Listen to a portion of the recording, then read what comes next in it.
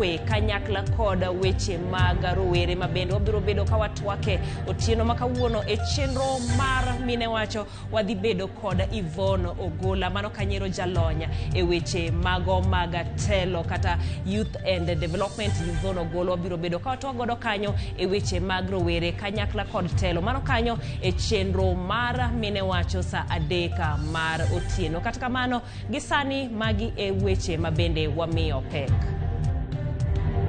Bidhaa zingine ambayo tutaanza kuacha yale makampuni ambaye wanatumia vibaya. Kweth mar Azimio oramone gidhi nyime kod ng'anyo e wi pek mar ngima kaka wuono gitero romo margi e kaunti ma Narok.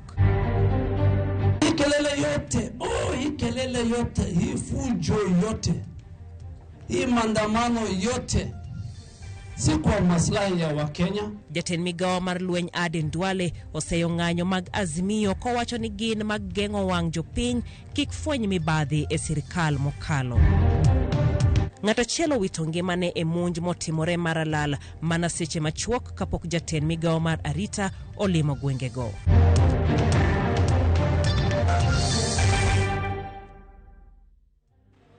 Nyinga Jailieta jaloko marwa en Elizabeth Otieno kabende wechegi iluwo e mbui marwa Ramogi TV mano Facebook kanyakla kod YouTube page. Bendi nyalo cholonwa ote magi kokale lai marwa mar ote machuok ma en 23600. Wachako gi weche mag siasa kuma riwruok mar Azimio ochwalo romo maggi e kaunti ma Narok kendo kwayo ganda jo Masai mondo osirgi lwedo e chenro mar kelo lokruok e pachoka. Jodito mag Azimio dwaro ni jatend migawo mar arita mondo odwok kwe e gweng ma North Rift ka laore kod johera kar mondo gilaure kod johera mag Azimio mabende timo ng'anyo mamuol. Jafwambo marwa Chris Owino oluwo romo makamano e kaunti ma Narok kendo losonwa report machal gi ma. Juma achiel motelo ne ng'anyo maduong' mar Azimio e bore Nairobi, riwruok mar Azimio ote romo margi e gwenge mag Ewaso Nyiro kod Ntulele e kaunti ma Narok. Ogai mar Azimio kod jodito mamoko okwayo ganda jo Masai kod jo Kenya duto mondo riwre kod tarik 20 dwe mar adek higani e kelo lokruok. Tunataka nyinyi nyote siku hiyo. Nataka nione ile taifa ya maa ikimiminika Nairobi, vile unakuwa na shuka na rungu wakiingia kule ndani na wakisema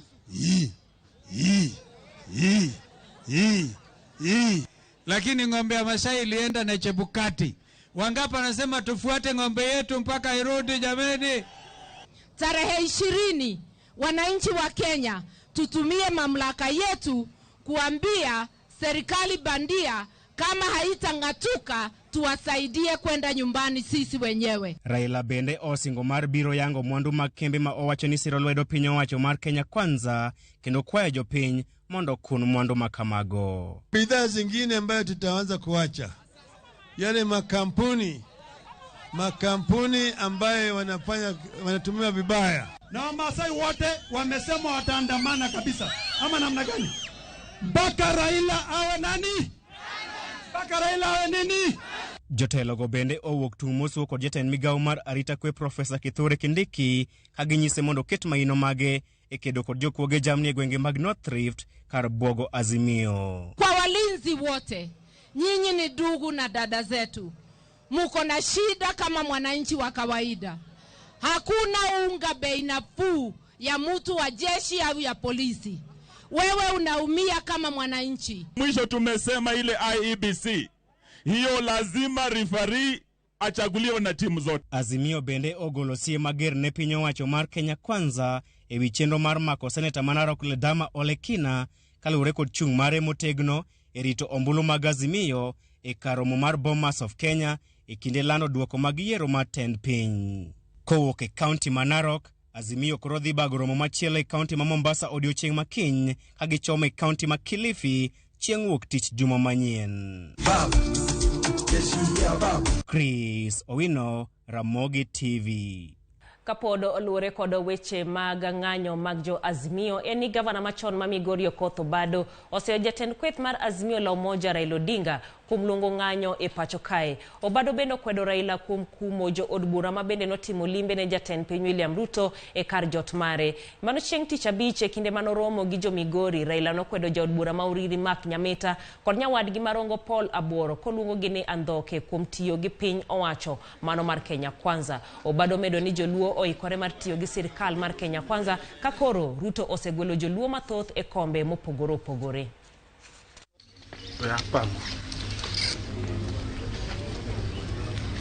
Wajumbe wa manyocho dhi State House romo gi president, waungo gi lwedo kendo wadwa ni ng'eny gi odhi gidhi gi te mondo gidhi gidwar ne jopiny maendeleo gikel ne jopiny, o gidhi ni gidwaro margi giwegi. Wang'eyo joma kodhi to dwaro mna megi giwegi vijendewa wang' ni king'ato wuondwa ni ji dhi timo maandamano, joma luongo maandamano go dwaro mna igi kendgi, gilokore jodonga ich, gidwaro mna igi kendgi ni mondo uluonggie. To kumiluonge jino Ruto tang' sawa, ok dhi yie ni tho luongi, nikech noneno gi wang'e. Ndalo moko nuriwo kono machiegni, to kusedhi to udonje jikon, udonjo ubuko ketho odno, muketho mogore piny. Jatend migao mar lweny Aden Duale oseyo tend Azimio kuom ng'anyo magichwalo e gwenge ma pacho ka. Duale wacho ni tend Uhuru Kenyatta nopong' kod mibadhi makoro jo Azimio temo umo e ng'anyo magi. Duale bende tudo jatend piny machon Uhuru Kenyatta kod ketho ratiro mar oganda kod rocho uchumi ma pacho kae. Jatend migao no medo ni jo Azimio nomayo jo piny Kenya omenda e kinde yiero mokalo kuom chenro mag dongruok ma bende olieko ni ok ne dhi konyo jo Kenya. وضيوفنا لابد من إكرامهم وتقدير الله وبركاته. Good morning to all of you. Wala si ya binadamu. Shukri Abdu Hassan. Na pesa ilichukuliwa siku ya kura. So hii kelele yote, hii fujo yote, hii maandamano yote si kwa maslahi ya Wakenya. Ni maslahi ya watu wachache, and they know the crimes they have committed against the citizens of this country. So they are in panic. Tumbo yao iko na joto sana. Duol makedo gi mibadhi EACC oyudo loch e bura mabende ne gimako ne mane en jatiji jatend piny machon Alexander Sitienei kod kamishona machon mar lope Wilson Gashanja. Do mayalo buche mag aluora ma Nakuru nochiko ni achije ariyogo nyaka duok lowo maheo eka ariyo ne piny owacho. Lobno ne oket tenge ne kambi mar maua mag Parethram mabende tiyogo e loso yedhe mag nego kute e higa 1998. Jang'ad bura Anthony Ombiayo olero ni Sitienei ok noluwo chik mane okawo lobno manengo ne dirom siling milion 150.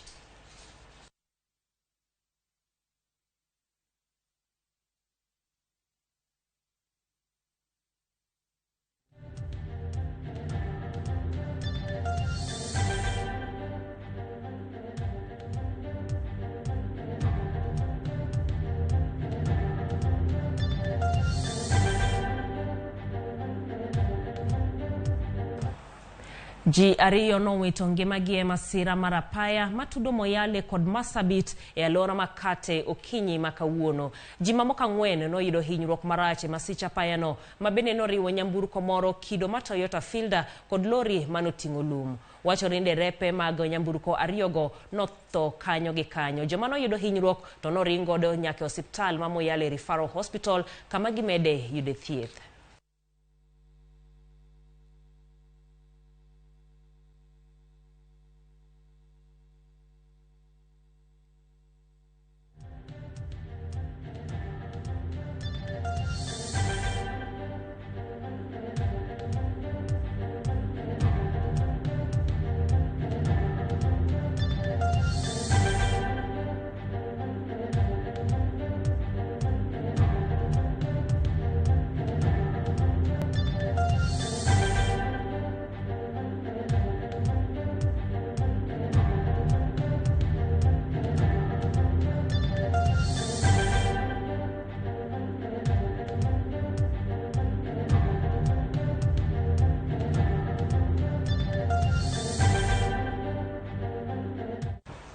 Chanjo mar tuo malaria e kaunti ma Migori koro ochak chiwe sub-counties mamoko 4 e kaunti no. Ijiwo jonyuol mondo ter nyithindgi mantiere kinde dweche 6 kod higni 2 e chanjo mar kedo gi tuono mar malaria. Ma iluwo ni Migori en achiel kuom counties ma tuo malaria landore ahinya. Jojuma miyo ler mathoth.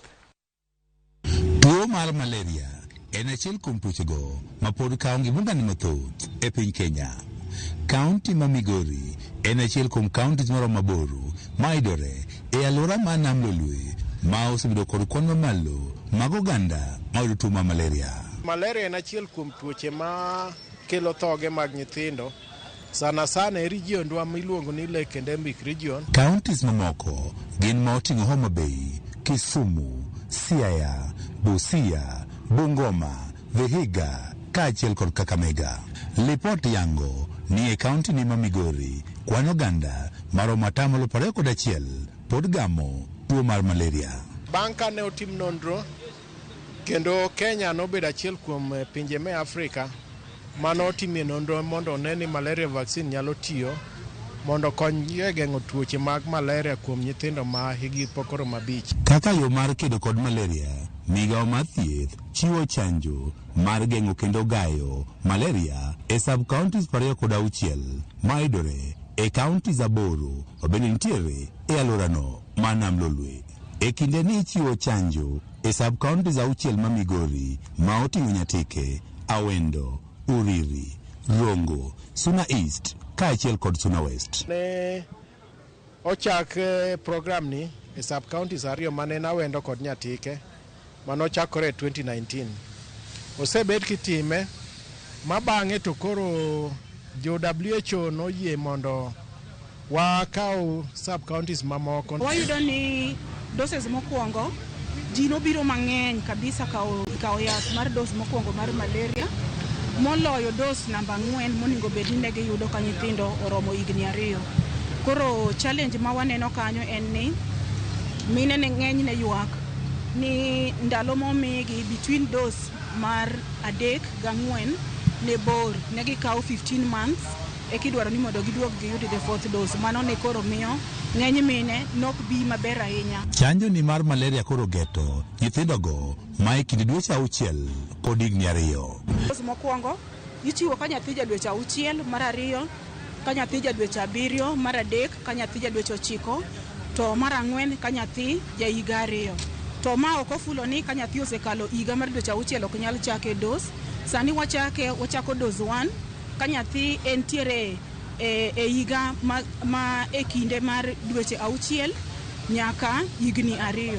Koro nyithindo te mantiere e age cohort ni wakwayo ni ka jonyuol oyie onyalo kelo gi osiptal mondo mi gichaka process mar yudo dos namba 1 nyaka gibitieki gi dos namba 4 ka nyathi en ja higni 2. Ni mondo jowa okawe kaka achiel kuom gino monego watim mondo wageng' nyithindwa ma malaria nego e gweng'.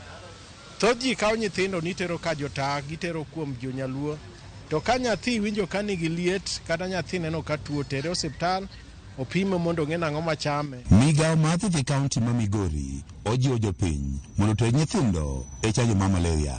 Bende gikwayo oganda mondo giti kod yore mamoko mar geng'o suna bende lando malaria kaka manoero maninde bwo net ma othiedhi. Jojuma, Ramogi TV, Migori. Ji 2 owito ngimagi kama moko yudo hinyruok mokel kod jokuo jamni e gwenge 2 mopogore. Ng'at achiel nonegi e gweng' ma Longewen e kaunti ma Samburu, kama chielo nonegi e gweng' ma Kayole mantiere kaunti ma Laikipia. Magi timore sama jatend migawo mar arita Kithure Kindiki olimo kaunti mano ma Samburu. Chuny jopiny medo gudo e counties ma monj masaka sa imed time kod jokuo jamni. Jonjore go kasani ochako monjo gwenge moko e kaunti ma Laikipia otieno manyoro. Kane gimonjo gweng' ma Kayole ma yudore gi Vihiga kuma ginege ng'at achiel ka gigoye lisasi kendo lala gi jamni. Tulisikia kondoo inatoka, ndio Bernard akatoka nje. Kutoka nje, kumbe mikora walikuwa hapo nje. kutoka hivi wakampiga risasi. Mimi sikujua kama kuna kitu imegonga. NT mawayo jodak gi buok kod luoro modhuro. Sasa sisi tutaenda wapi? Tuambieni. Mtuambie baada ya hii.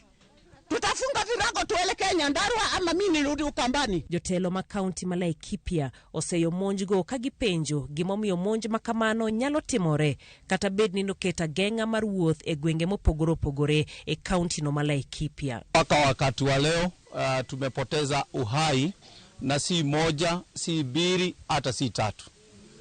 Na haya mambo yote inafanyika sisi tukisema ya kwamba bado serikali itaangalia. Apisa magarita kwe medo timo apedha ne jonjorego manolal gidiek maromo 120.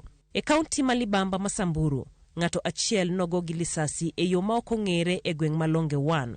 Lipot wacho ni miyono ne ogo bunde gi obila e kinde mane gitimo apedha ne jonjore. Ilifanyika, askari wetu walikuja hapa wakasema kuna mbusi walipata hapa ambayo ilikuwa ya wisi. Baada ya kusujui mafurugano gani, sisi tumesikia tu mama amepigwa, umeona marisasi ile ambayo imelala hapa. Obila go ne luonda chkwana jamni mabende poko yangi mande jonjore go okwalo e gweng'no. Magi timore e sama jaten migao mar arita Kithure Kindiki timo limbe e gwenge mopogoro pogore e kaunti Masamburu mar manyo kaka itieko weche mag njore.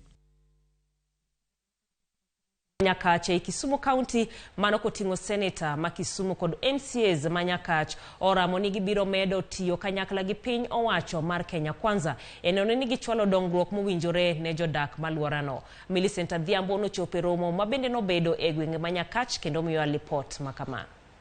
Golo why committee is not a problem. Wayiwu ke committee go te mwadong kara kuota kama negative. To maduong mogik ne nyaka odwa mkonye jowa. E alap skul primar makogola mayudore ward ma Central Nyakach, oganda ne oyoro karomgi, ermomani obagi, kod jotendgi, mar to akotenore, kod weche mag chwalo dongruok. Jotelogo nosingo mar kelo dongruoge mopogore opogore kama oting'o loso apeini, bero weche mag pur, tieko midhiero mag nok mar pi kod teko stima, rido weche mag arita e alworano e kind mamoko. Wabiro wacho weche mag dongruok nikech wang'e ni ka onge dongruok to dhano ok nyal dak maber. Dong mano ber. To koro sani eri ka wan kaka wan jotendu wabiro nyisou ni wan jotelo mong'e sheria, mong'e chike. Dong mana dier wang'eyo ni a leadership kaeri nitie national government gi county government. Donge national government nigi 85%, 15% of resources kende ema bedo devolved dire counties. Donge ber koso right ka wakwayo kony kwa national government. Emomiyo nwari wiwa kanyakla kaka MCAs mawuok Central Nyakach ka, North Nyakach, West Nyakach, South East and South West. Kwa kalo kumolalo marwa main Senator mwaluoro Professor Tom Ochienda. Mondo wadwa kel dongruok koya malo. Wadwa nondik nyithinde wa tije. Sani nyo indiko Forest Service Officers. Ne wakawo jomoko mondo water kuno ma nyithi Nyakach ka e. Mana nikech we recognize the government present today and we are willing to work with them mondo shuru ming'adi kacha oduog piny ka mondo konyi. Omiyo kama koro chope ni wadhi omo gimoro amora minyalo om e sirikal moro amora mondo kel ka okonyo ogandawa.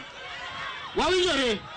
Omiyo nyaka uikru kwayo mosekel kaego mag pi, mag tije, mag ndara, mag skunde, wadhi make sure ochopo ka. Gimedo kwedo gi chir weche ma osebedo ka fungore ni gidere duond buch ODM ka gilero ni gin kanyakla, kata kamano gibiro dhi nyime kod tiyo gi piny owacho e cholo dongruok ne oganda.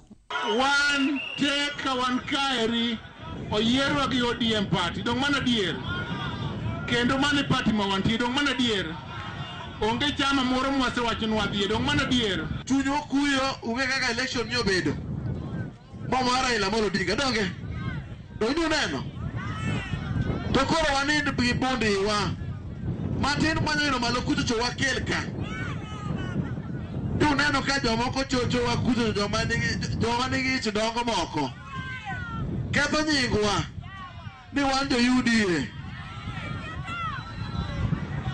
Tok burani Ada wuotho gi kachiel e udi. Tim nok chak timre kamoro amora nyaka chikae.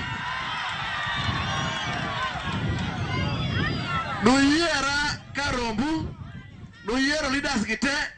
Gotiko mar ODM. We recognize, we respect the party. We respect our party leader. But that will not stop us from developing our wards. That will not stop us from bringing development from the national government. Jodak ne yudo pok mag chiemo kaka yor kedo gi midhiero mokel kod nengo ngima ma oidho e nyasi mane oyuore bende gi jongolo Prince Inda kaachiel kod Aquino Chogo. Millicent Adhiambo, Ramogi TV, Nyakach, Kisumu County.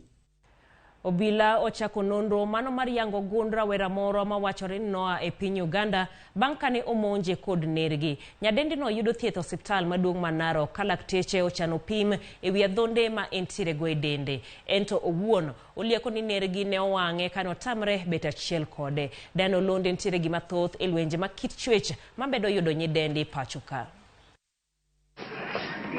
E od thieth ma Narok Referral, nyadendi ni kawo thieth ka en mabor kod anyuolane ma owacho ni odak Soroti e gweng' ma Muda piny libamba ma Uganda. Rawerano ma jahigni 21 wacho ni okwanore jahawi bang' tony e lwet nergi mane omonje. Olero ni jumbe machuok mokalo nergi notemo bambe gino mowacho ni notamore kaito nergi no nogoye mochwe wang'e. Awuok Soroti, Amoda. Mama na notho ka ja klas 2. Kaito nachako dagi nera nikech en mane odong' kaka minwa gi wuonwa. Nyadendi no machalo mapod nigi dang'ne mar paro wacho ni ne oringo molal ne anyuolane ndalo 4 tok mony mare. Bende olero ni nergi ne dwaro njawe e yo tieko kwero moro manyuonde chwalo. Bedo ni en nyathi achiel wachore ni nergi ne dwaro riwre kode achiel manyuolo nyithindo mamoko mondo med gundune. Chieng' moro nera nonyisa ni anind kode mondo ayud nyathi manyako mondo achak minwa. Natamora ma achako gonduru.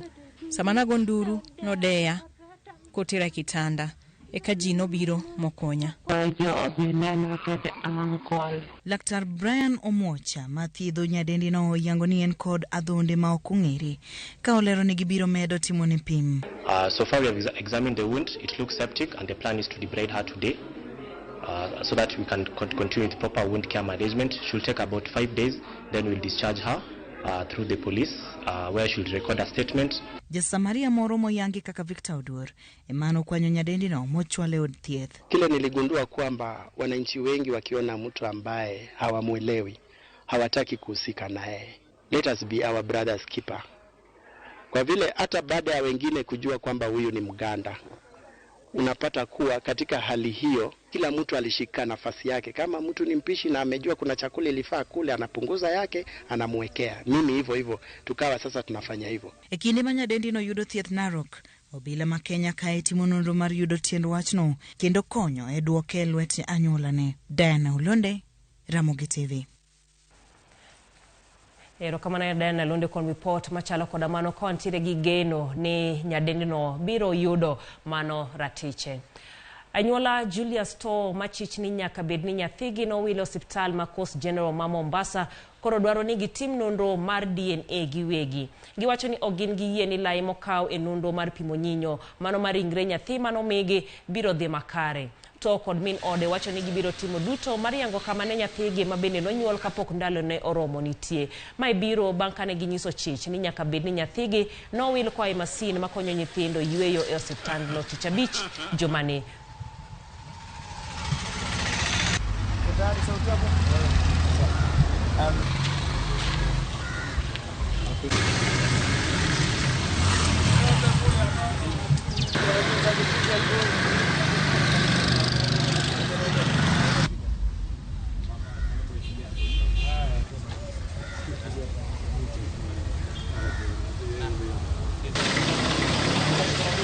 Sawa.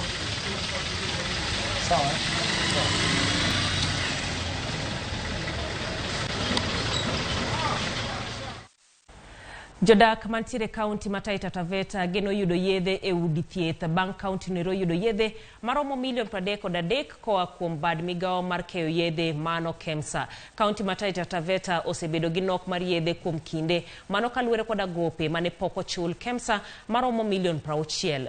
Tend kaunti no osechulo gopego ka gigeno ni mano koro biro yawo thuolo ne KEMSA mar chwalo yedhe osiptende mantiere kaunti ma Taita Taveta. Kano dose gweng' ma Mwatate, Governor Andrew Mwadime ochuoyo kogno e barua mano mar rwako yedhego kendo singo ni obiro neno ni jodak makono oyudo thieth e yo makare.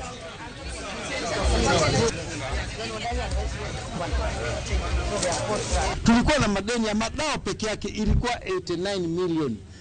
Hawa watu wa KEMSA walikuwa wamefunga akaunti zetu, wala tungekuwa hatuwezi kunegotiate. Lakini sasa mahali ameona tuko tunaendelea, sasa wametufungulia kila kitu. Sasa tukitaka madawa yote sasa tunapata. Tukitaka chochote tunapata. Sasa mtu yote asilie kwamba hakuna madawa. Lakini vyema kama mtu ameenda hospitali alafu alie kwamba hakuna madawa, aje apige ripoti pia. Tujue maana tunataka tu stabilize hichi kitengo cha health. Maana ni kitengo cha muhimu sana. Tunashukuru Mungu kwa sababu tumetembea vyema na tumepambana, na leo ni ushuhuda kwamba mambo ya kukosa medical supplies kwa hospitali ni historia. Watapata ile essential drugs ambazo KEMSA wanafaa kustock kwamba tutakuwa tuna stock. So tumeweka tu hiyo commitment kwenye tumedocument hiyo commitment yetu between KEMSA na county ya Taita Taveta. Ndio kila mtu akuwe na fanya party yake. Sisi tutafanya party ya kudeliver dawa na governor na county ya Taita Taveta, serikali ya Taita Taveta watafanya pia party yao kuhakikisha kwamba wanalipa on time. Erokamana inya kumedo mana kete e weche manyien mag ang'ichwelo kagisani gin dakika 25 mosekalo toksa achiela mar otieno. Erokamana inya kuom oteni Baba Pogba kantiere Rusinga iwacho ni donje weekend yo mayom kabisa kabende umedo mana luo weche manyien. Fred Oko majaka nyadoto iwacho ni ntiere pol moro mana stima mogore piny e yo mawuok Kalamindi kadhira lang school kwayo jopawa mondo lose ane oimore nyikwara Ramogi duto ochuka Derrick Sochieng kawuok Lela school. Wacho ni Watch News ka intiere gi jirandi Yang imoso Broni Victor Odhiambo Gene jael wabende waneno weche manyien e yo noero makare mano jamta wuod Awasi Boda kiwacho ni chenro chopono maler ka untiere Awasi Boda. Nyarawino kantiere Nyalenda ibende erokamana inya kuom ote mari wadhi yueyo machuok pod waduogo koda mamoko kikidhi mabor.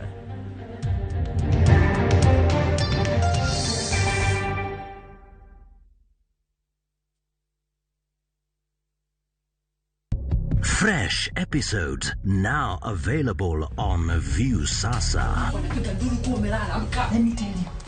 In Asali Chungu. Kagure will do anything to be in charge of her new home. Your wish is my command. There is so much entertainment on View Sasa.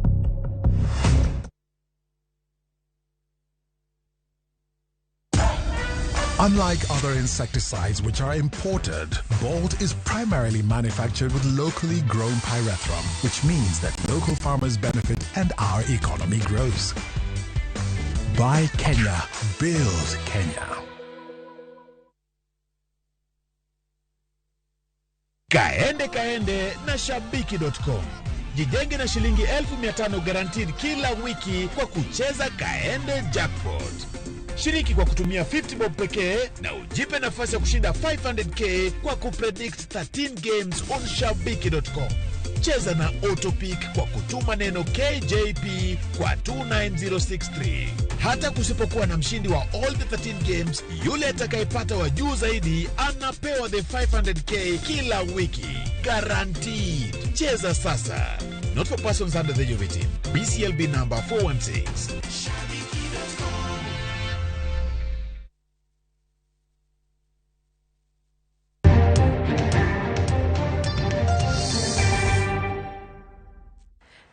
Machiegni kendo Ka oro medo tieko geno ne jopith jamni e alwora ma Wajir, piny owacho jiwo jodak mondo odonjie pur kaka yor resruok. Jagoro mongirore migawo mar pi kod chenro mar koyo pi e puothe Paul Rono nyotimo limbe e puothe mikoyo ne pi e alwora ma Habaswein.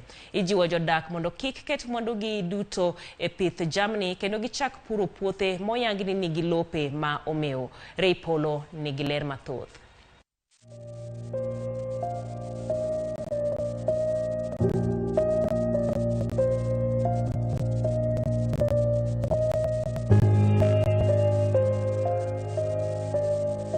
Oro makech mosenano chakre dwe mar 10 higa mokalo osejulo midhiero mathoth ne jodak ma Wajir kod counties mamoko. Oro masilili medo yweyo jamni ka jodak bende medo dar ka gimanyo pi kod chiemo e gwenge moko. Jolony to wacho ni lope manie alworano omeo mak mana ni gin kod riyo mar pi. We have a fertile land, we have water. It's only us to change our perception, mentality, work hard together and see the way forward. Riyo makoro piny owacho kuom tudruok kod riwruoge moko temo tieko mar bero pur e alwora ma nyandwat ma ugwe mar piny Kenya. Jagoro mongirore e migawo mar pi kod chenro mag kuoyo pi e puothe Paul Rono nyolimo puothe ma weggi kuoyo pi e alwora ma Habaswein kendo yango kisima e alworano. Rono wacho ni piny owacho chano kunyo yawo madongo mar neno ni jodak ochoko pi manyalo konyogi e pur kod chenro mamoko e ute kata e ohandgi. This is a clear indication that if the government we go ahead and make sure that the mega dams are constructed and we also drill boreholes in high-yielding places, then we'll be able to support the communities to grow their crops and also for both domestic and also for the upmarket. Kaluwore kod lokruok mar kor lwasi momiyo oro pod lich, ikwayo jopiny mondo odonjie pur kendo oti kod pi man machiegni kodgi e kuoyo puothe mar nyago cham malong'o. This drought, livestock is not the way to go. Agriculture is the best way to go. This is a sleeping giant. It's not only horticultural food crops that can grow here. Cereals like maize, sorghum can also grow here. Alwora ma Habaswein nigi puothe ma ji opure cham, alode kod olemo mopogore opogore. So Kenyans have to see that also northeastern people can go farming. And today you can see the reality. We have different types of fruit. This is pomogram. We have citrus fruits. We have green grams. We have maize. We have onions. All sorts of vegetables and fruits. We don't want to beg every year in, year out for donation from other people. We can feed ourselves, Wajirians for Wajirians. We can feed the rest of this country. Ijiwo jodak mondo yar badgi e pur mar reso midhiero mar kech ma osiko nurogi e kinde mag oro. Ray Polo, Ramogi TV.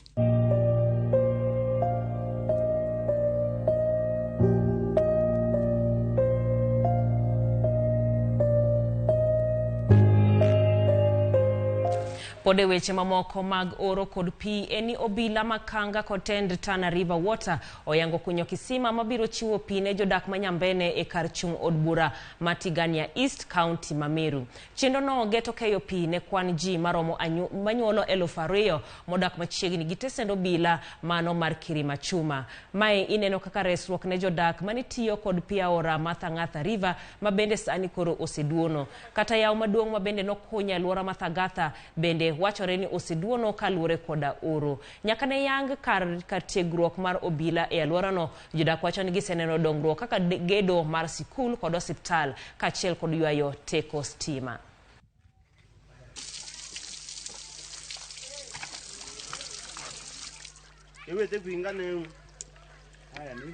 Leo tumekuja kuhandover hii boho ambayo tulianza kama Tana.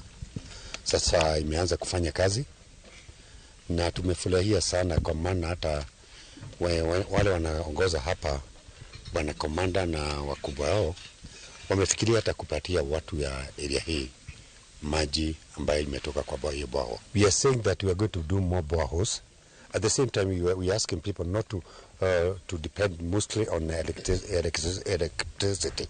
We need to also do in a solar way, so that we don't spend a lot of money by electricity. Mbeleni tulikuwa tunasota kwa kadhima kidogo huko chini, huko mteremko. Ilikuwa wakati wa jua maji yamepotea kabisa. Ni kitu kama ni mahali tuenda kutafuta maji ni karibu kilomita 3 kwa mto msituni. Lakini wakati hii imetobolewa itatusaidia watu wa area hii. Tunaomba sasa kama itawezekana hii maji kutufikia manyumbani kwetu, tutafurahia sana. Jodongo mamine e kaunti mabusia koro dwaro mondo piny owacho mamalo ochiwnegi omenda dwe ka dwe kagiwacho ni kata obedo ni gisetiyo matek e kedo gi moko kuom midhiero ma jogwenge no kale, piny owacho pok osiro tijegi. Kane giloso kuonde chung' od bura ma Nambale kod Teso North e kaunti mabusia, gikwayo piny owacho mondo mi gisir kaluwore ni gin gi ng'ikruok mathoth e kinde ma gitemo keto arita makare e gwengegi. Kotenegi kod Biti Zawuor ma en achiel kuom jodongo mawuok Nambale, giwacho ni gibiro goyo erokamano kata komigi mana siling 2,000 dwe ka dwe, ka giwacho ni gidwaro mwandu kaka toch, mabul kod uniforms mondo ojew tijegi.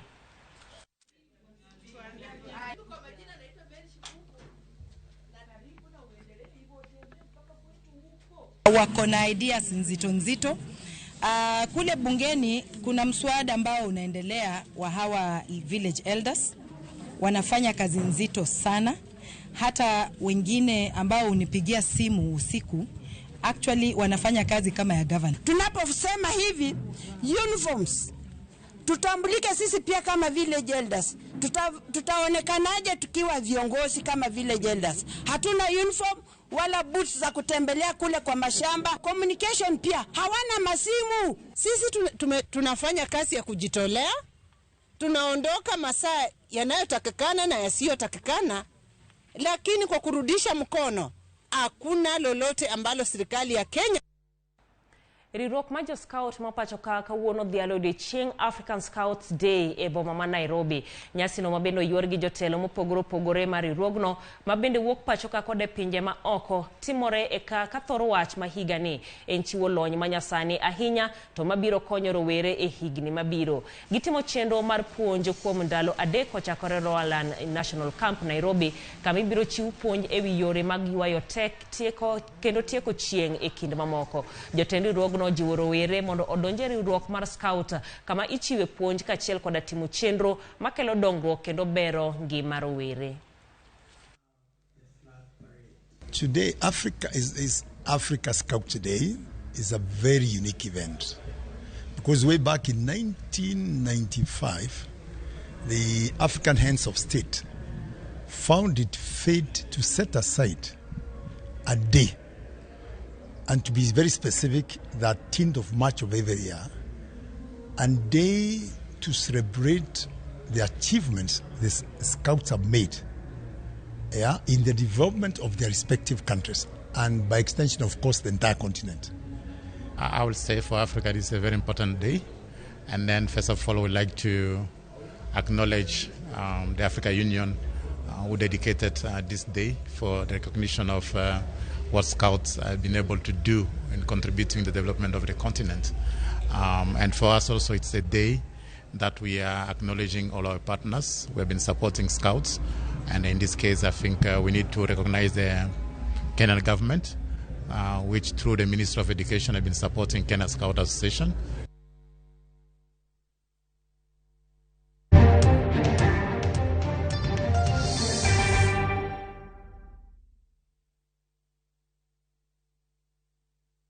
Kenyans are winning big on Shabiki.com. Bet on these games now and enjoy highly boosted odds. Not for persons under the age of 18. Betting can be addictive. Play responsibly. Shabiki.com is authorized and regulated by the BCLB. License number 416. Shabiki.com.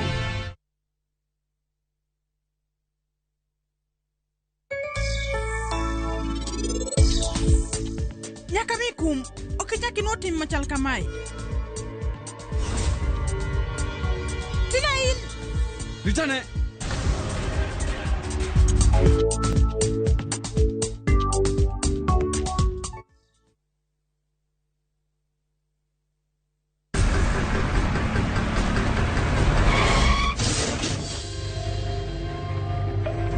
Kipole sana madam. Usijali. Wacha wasiwasi. Jana ni nini mbaya? Unaangushaji customer bana. Kuendesha bike bana. Nimemwambia atulie. Atulie hajamumia. Niko na bima boda. Bima boda. Bima boda inaketa kila kitu. Aje sasa. Bills zote za hosi ziko catered for. Chukua simu yako. Una dial *487#, choose insurance.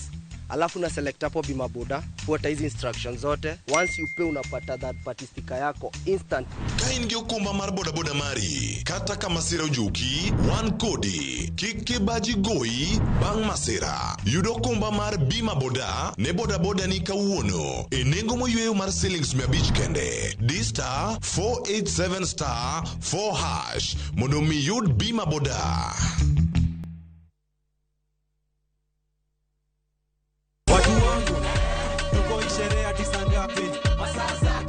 Another super sato mawarro mekae ndiye cheno milongo ni Mdagmor Ramogi TV. Tunasema kwamba hakuna kulala. Ukinendwa unazikwa. Tupige sherehe kwa ploti kwani iko nini?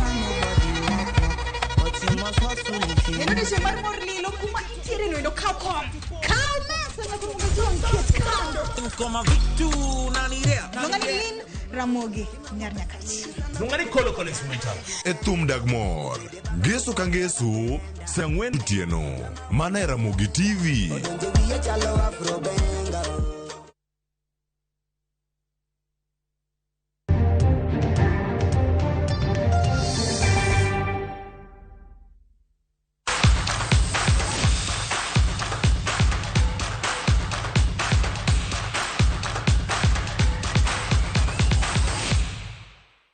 Weche mag tuke ni achije adek mabendi tudo gi mibadhi mar loso duoko tuke mag adhula ne ondhi otieno manyoro bang' romo gi jotugo mag club mar City Stars yor temo loso duoko kind club no gi club mar Sofapaka. Jotugo go nowe thuolo bang' dayo dhogi ka achije go pod odinegi e tesend obila. James Opondo miyowa ler mathoth. Mibadhi okwako adhula. En ohala makoro ji odonje ka gitimo gimoro amora manyalore mondo gilos duoko mag tuke adhula. E pacho kae, mibadhi e opira mong'ere kaka match fixing oidho ka okinyi ma piny rugodo kawuono. Achije adek nondhi gi obila e seche mane gitemo lombo jotugo mag City Stars wito tukgi mar adhula e lig maduong' pacho ka e kindgi gi klab mar Sofapaka. Achije adek go magin Akia Kubiev mawuok e piny mar Russia